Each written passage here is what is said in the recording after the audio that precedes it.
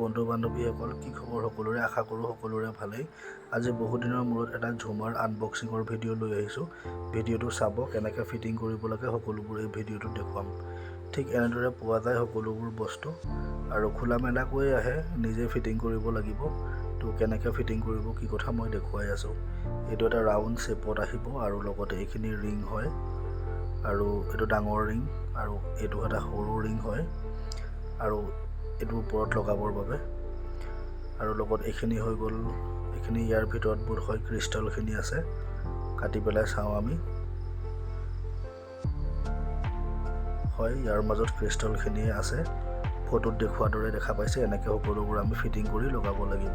এতিয়া ভিডিঅ'টো দেৰি নকৰি আৰম্ভ কৰোঁ। ভিডিঅ'টো আপোনালোকে মন দি শুনিব। এনেকৈ বস্তুখিনি পোৱা যায় ইয়াত। এইখিনি পিন হয় আৰু লগত এইখিনি স্ক্ৰু পাব, নাট পাব আৰু লগতে দীঘল ৰড পাব 3ডাল আৰু চুটি ৰড পাব 3ডাল। আৰু এইখিনি সম্পূৰ্ণভাৱে খোলা মেলা আহে। আমি ফিটিং কৰিব লাগিব গোটেইখিনি। তো ফিটিং কৰি পেলাই দেখুৱাই আছোঁ। প্ৰথমতে পাইপখিনি খুলি ল'লোঁ পেকেটৰ পৰা।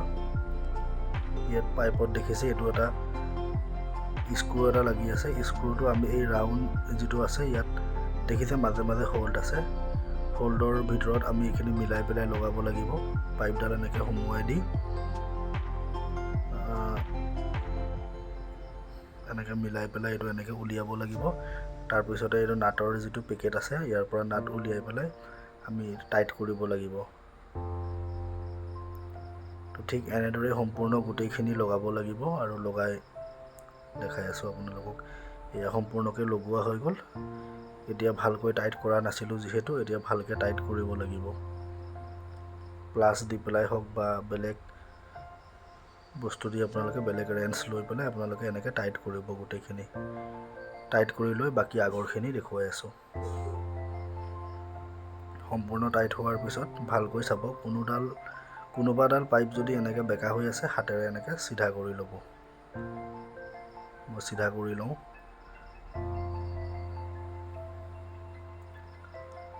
এনেকৈ চিধা কৰি ল'ব আপোনালোকেও। তাৰপিছত এতিয়া মেইন ফিটিংখিনি কৰিব আছে। এনেকৈ চাব, এটা ছাইড অকণ বেছি থাকে আৰু এটা ছাইড অলপ কম থাকে। তো কম যিটো ছাইডে থাকে তাত আমি বস্তুখিনি ফিটিং কৰিব লাগিব। এই বস্তুটো নাপাহৰিব, নহ'লে বেয়া দেখিব। এইখন লাইটৰ যিখন প্লেট আছিলে, লাইটৰ প্লেটখন আমি এনেকৈ স্ক্ৰু দি টাইট কৰিম।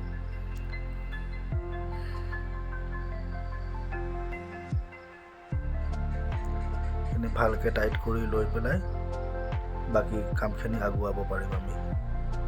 এইটো ভালদৰে এনেকৈ টাইট কৰিব।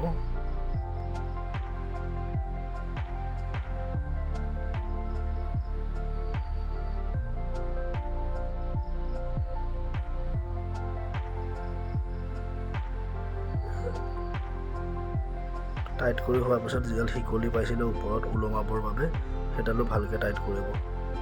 অৱশ্যে আগে পিছে ময়ো ফিটিং কৰি পোৱা নাই, আজি প্ৰথম কৰিছোঁ। সেইবাবে ভাবিছোঁ বহুতৰ বাবে সুবিধা হ'ব এই ভিডিঅ'টো চালে। ভালকৈ টাইট কৰিব, নহ'লে ওপৰৰ পৰা সৰি পৰিব।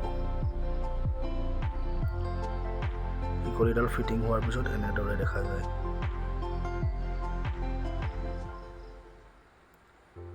ইয়াৰ পিছত আমাৰ কাম হ'ব, এইটো চাওক হোল্ড আছে।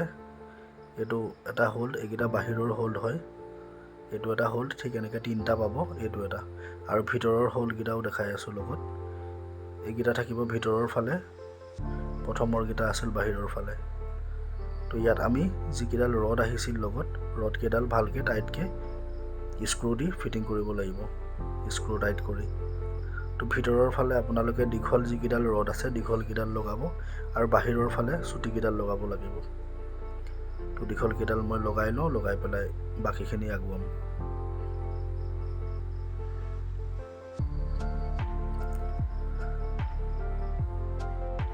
দীঘলকেইডাল লগাই হৈ গ'ল। এতিয়া চুটিকেইডাল বাহিৰৰ ফালে লগাম। বাহিৰৰ ফালৰ যিকেইটা হোল্ড আছিলে সেই হোল্ডকেইটাত লগাই ভালদৰে টাইট কৰি ল'ম।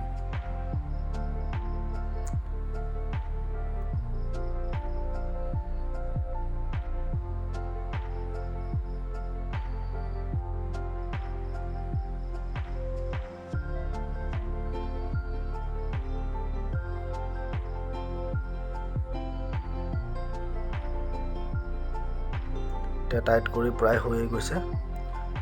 এতিয়া উভতাই লৈ আমি ৰিংখিনি ফিটিং কৰিব লাগিব। ৰিং প্ৰথমতে ডাঙৰডাল যাব, তাৰ ওপৰত সৰুডাল যাব। ডাঙৰ ৰিংডাল সৰু ৰডকেইডালত ফিটিং কৰিব লাগিব। আৰু ফিটিং যে কৰিব তাত সম্পূৰ্ণকৈ ক'ত কেনেকৈ কৰিব লাগে তাত হোল্ড বনোৱাই আছে। ওপৰত এনেদৰে সৰুটো যাব।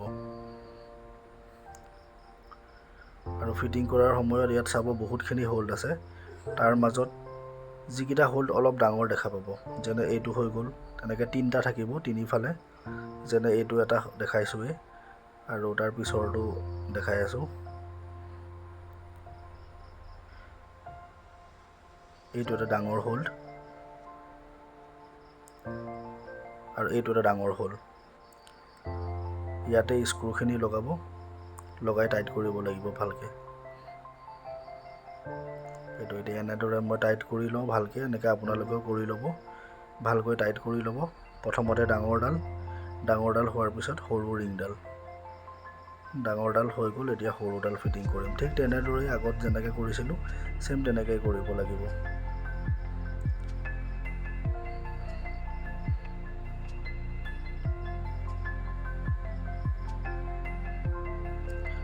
এতিয়া আমাৰ ফ্ৰেমটো ফিটিং হৈ গ'ল। এতিয়া ক্ৰিষ্টেলখিনি লগাব লাগিব এই পিনৰ সহায়ত। এইখিনি পিন হয় আৰু এই যিখিনি চিচাৰ ক্ৰিষ্টেল আহিছে, ক্ৰিষ্টেলখিনি তাত এটা এটাকৈ লগাব লাগিব। আৰু মই বিচনাত আনবক্সিং কৰাৰ উদ্দেশ্যটো সেইটোৱে, যাতে হাতৰ পৰা পৰি ভাঙি নাযায়, কাৰণ এক পিছো বেছি নাহে, যিমানখিনি লাগে তিমানখিনি আহে।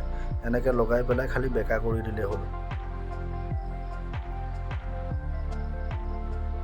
এনেকৈ বেকা কৰি পেলাই সেইটো লগাই ক্ৰিষ্টেলটো লগাই হোৱাৰ পিছত গৈ পেলাই যিখিনি হোল্ড আছিলে হোল্ডখিনিত এনেদৰে সুমুৱাই ইয়াতো ছেম তেনেকৈ বেকা কৰি দিলেই হ'ল। বাছ ফিটিং হৈ গ'ল। তেনেকৈ গোটেইখিনি আমি কৰিব লাগিব, অলপ সময় লাগিব। সম্পূৰ্ণ কৰি দেখুৱাই আছোঁ। এইটো সম্পূৰ্ণ হৈ গ'ল আমাৰ ঝুমাৰটো ফিটিং। এতিয়া আমাৰ কাম আছে ওপৰত ওলমাবলৈ। ওলমাবৰ বাবে এনেদৰে মই ফিটিং কৰি ল'লোঁ। আপোনালোকেও আপোনালোকৰ মতে যেনেকৈ পাৰে তেনেকৈ ফিটিং কৰি ল'ব ওপৰত। আৰু যিকেইডাল ৱাৰ আহিছে লাইট জ্বলাবৰ বাবে পাইপৰ মাজেদিয়ে পাৰ কৰিব, যাতে দেখিবলৈ ভাল লাগে। এতিয়া কানেকশ্যনটো দিওঁ। এইটো কানেকশ্যনটো দিলোঁ, ওপৰত ওলমালোঁ।